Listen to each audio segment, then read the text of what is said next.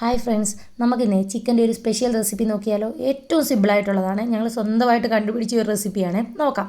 അതിനായിട്ട് ഞാൻ ആ ഒരു കുക്കറിലേക്ക് ആവശ്യത്തിനുള്ള ചിക്കൻ്റെ എല്ലാ പീസുകളും ഇട്ടിട്ടുണ്ട്. അതിലേക്ക് കുരുമുളക് പൊടി, മഞ്ഞൾപ്പൊടി, ഉപ്പ്, ഒരു കുറച്ച് വെള്ളം, വേവാനും വേണ്ടിയിട്ടുള്ള വെള്ളവും ഒഴിച്ച് നന്നായിട്ട് മിക്സ് ചെയ്ത് വേവിച്ചെടുക്കുവാണ്.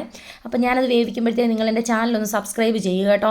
ആ ബെല്ലൈക്കൺ കൂടി ഒന്ന് അമർത്തിക്കോ, എന്നാലേ ഞാനിരുന്ന വീഡിയോസിൻ്റെയൊക്കെ നോട്ടിഫിക്കേഷൻ കിട്ടത്തുള്ളേ.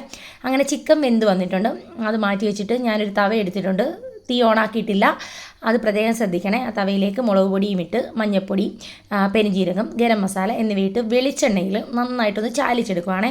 കുറച്ചധികം വെളിച്ചെണ്ണ എടുക്കുന്നുണ്ട്, നമ്മുടെ ചിക്കൻ ഒന്ന് മൂപ്പിച്ചെടുക്കാനുള്ളത്, അതിന് വേണ്ടിയിട്ടുള്ള അത്രയും എടുക്കുന്നുണ്ട്.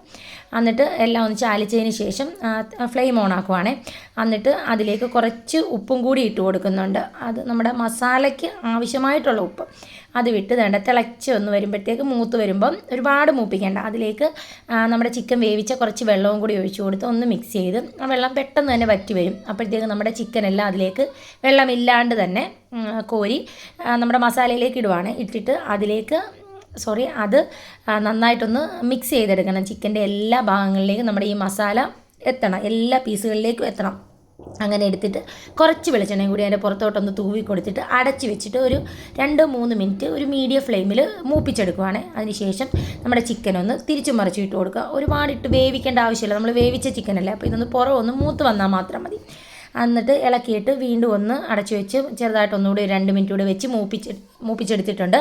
ശേഷം അതിലേക്ക് കുറച്ച് മല്ലിയിലയും കൂടെ വിതറി കഴിഞ്ഞാൽ നമ്മുടെ ചിക്കൻ്റെ റെസിപ്പി സ്റ്റൈലായിട്ട് റെഡി ആയിട്ടുണ്ട്. നല്ല സൂപ്പറായിട്ടുള്ള ടേസ്റ്റുള്ള ഈ സാധനമാണ്. എല്ലാവരും ഒന്ന് ട്രൈ ചെയ്തിട്ട് അഭിപ്രായം എന്നെ അറിയിക്കണം.